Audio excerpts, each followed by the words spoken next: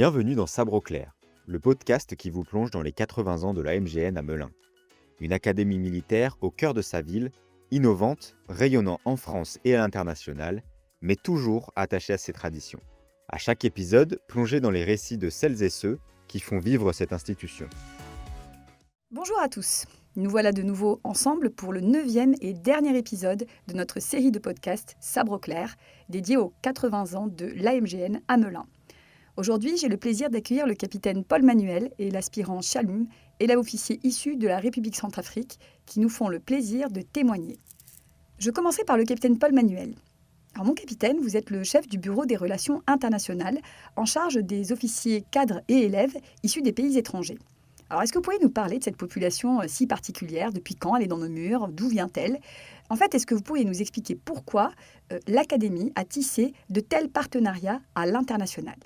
L'Académie accueille des officiers élèves des pays amis, comme on les appelle ici, depuis le début des années 1960.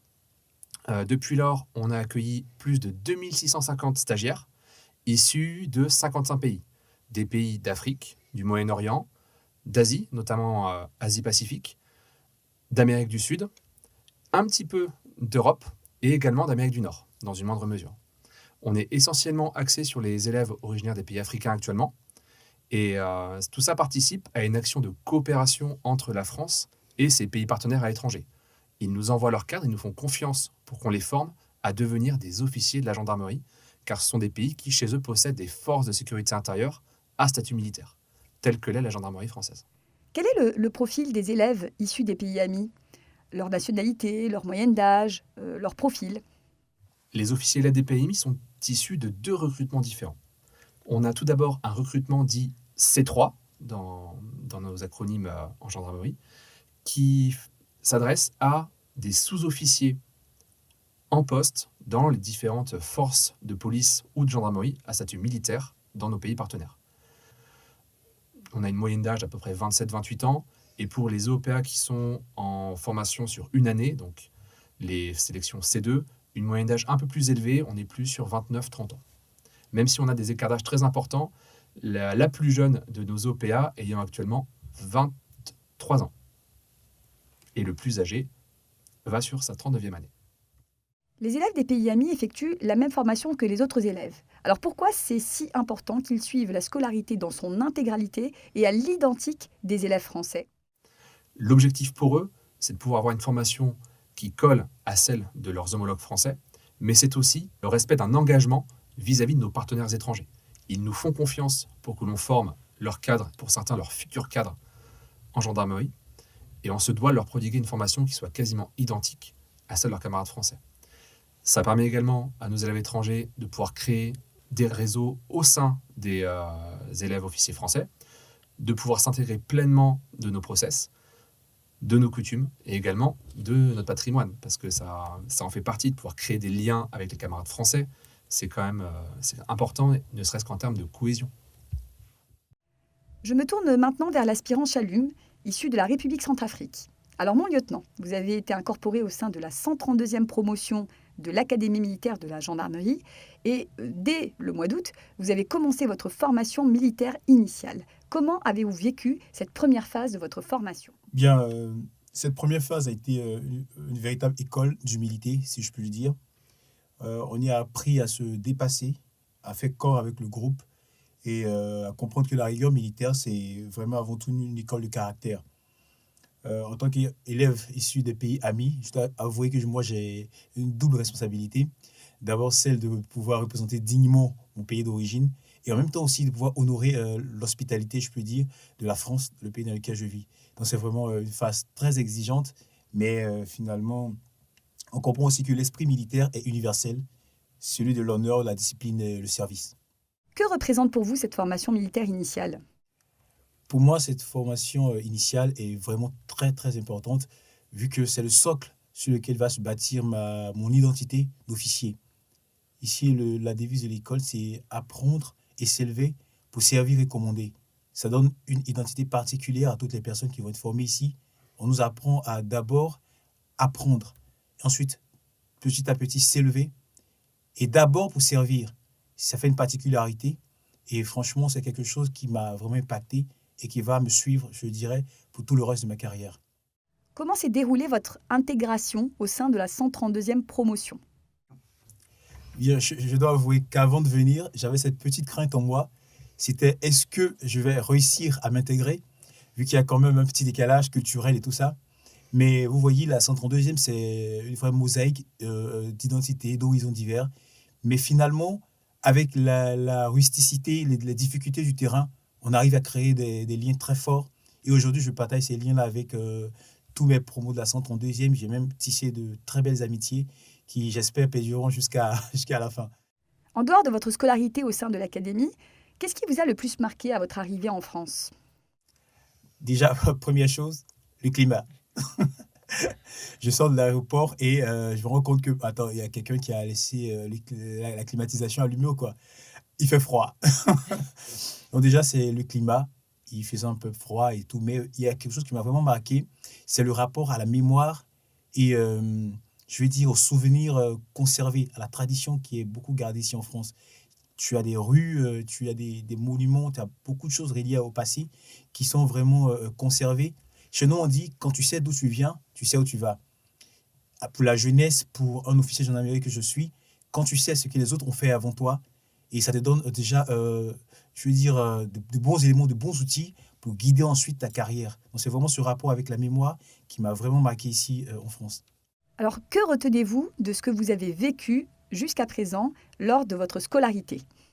Ok, ce que je retiens, c'est aussi, c'est d'abord un conseil d'un grand pédagogue. Il disait comme ça que l'élève, c'est quand il cesse de savoir qu'il commence à apprendre. Quand j'entrais ici, j'avais des prérequis, enfin, j'avais des acquis. Mais je me disais, bon, on va voir ce qu'on va essayer d'apprendre encore de nous. C'est vrai, c'est une école d'officier, mais j'étais déjà sous-officier et tout ça. Mais il m'a fallu faire table rase de ce que je savais avant de commencer à apprendre. Et quand j'ai fait ce switch dans ma façon de réfléchir, que j'ai commencé à m'ouvrir, j'ai commencé à apprendre plein de choses. J'ai vu de la transcendance dans ma façon de me comporter avec les autres, le rapport social, dans ma façon de voir la vie même, je peux le dire. Vraiment, cette académie m'a apporté énormément de choses sur la façon de commander simplement. L'exemplarité, l'esprit de corps et tout ça, ce sont des choses qui m'ont vraiment enrichi et qui, j'espère, vont m'aider dans le reste de ma carrière. Que vous inspire la tradition à l'Académie militaire de la Gendarmerie nationale? La tradition à l'MGN, c'est quelque chose de très important. Là, je fais un clin d'œil au Boiron et à tout ça. Ce sont des choses qui sont vraiment très importantes. Et quelque part, ça nous rappelle qu'on est tous des maillons, si je peux le dire, une grande chaîne d'honneur en tant qu'officier, élève officier aussi. Franchement, c'est quelque chose qu'il faut pérenniser. Parce que comme disait quelqu'un, la tradition, ce n'est pas le culte des centres, mais c'est savoir honorer ce feu sacré-là. Donc franchement, je pense qu'il faut vraiment honorer le feu de la tradition. Ça a sa place, ça a son sens. Les relations parrain-filleul, tout ça, c'est des traditions qu'il faut vraiment garder. La marche aux alphas, il y a plein de choses qui vraiment nous donnent vraiment cette originalité d'élèves officiers de l'académie. Et la tradition est partout autour de nous à l'AMGN. Il y a la statue du capitaine Paoli, il y a plein de choses au sein de l'académie même qui te rappellent vraiment que tu es vraiment spécial. Tu fais partie d'un tout plus grand que toi et ça donne vraiment du sens à ce que tu veux faire. Alors, mon capitaine, je reviens vers vous et à votre rôle de responsable des relations internationales. En dehors de l'accueil en formation d'officiers étrangers, comment se concrétise l'action et le rayonnement de l'Académie militaire de la Gendarmerie nationale à l'international? Ce rayonnement se manifeste par plusieurs actions. La première, ce sont les visites de délégations étrangères à l'Académie. On a régulièrement, en moyenne, une dizaine par an. Ce sont des délégations composées de cadres, voire de hauts cadres de forces de police à statut militaire étrangère, qui viennent pour s'inspirer de nos systèmes de formation, les découvrir, et régulièrement, elles souhaitent étudier ce que l'on fait ici pour pouvoir eux aussi réformer leur système de formation, les adapter notamment aux nouveaux enjeux d'ordre sécuritaire qu'ils connaissent chez eux. Outre cette visite de délégation, chaque année, l'Académie organise un échange international des grandes écoles de formation, l'EIGEF. D'un côté, nous envoyons des élèves officiers dans différents pays partenaires membres de la FIEP, l'Association internationale des gendarmeries et forces de police à statut militaire. Et en retour, eux aussi nous envoient des élèves officiers en formation à l'Académie, dans le cadre d'une sorte de voyage d'études, pour qu'on puisse échanger, se rencontrer, apprendre à se connaître et également échanger des bonnes pratiques. C'est un échange qui a lieu donc tous les ans. En outre, on accueille à l'Académie depuis bientôt 30 ans un cadre officier de la Guardia Civile espagnole qui est détaché chez nous en qualité d'instructeur et qui a vocation à commander un peloton d'élèves officiers en formation tout au long de leur scolarité. Il y a également d'autres projets à l'œuvre de formation ou également d'échange de cadres avec des pays partenaires, mais qui sont encore à l'étude. Mon capitaine, dernière question avant de nous quitter. Nous entendons souvent parler de la cérémonie des couleurs, à l'occasion de laquelle les drapeaux des officiers des pays amis sont hissés. Alors, est-ce que vous pourriez nous en dire un peu plus à ce sujet ? Effectivement, chaque mois, l'Académie organise une cérémonie des couleurs en présence de l'ensemble des personnels de l'Académie et de personnes extérieures, notamment des personnes de l'éducation nationale. À cette occasion, chaque mois, donc, sur chaque cérémonie, certains pays sont mis à l'honneur. Cela signifie que les officiers élèves des pays amis en formation à l'Académie et originaires de certains pays sont mis à l'honneur pendant ces cérémonies. Ils sont dans leur tenue de tradition ou de leur tenue de cérémonie respective et leurs drapeaux nationaux sont hissés avec leurs hymnes.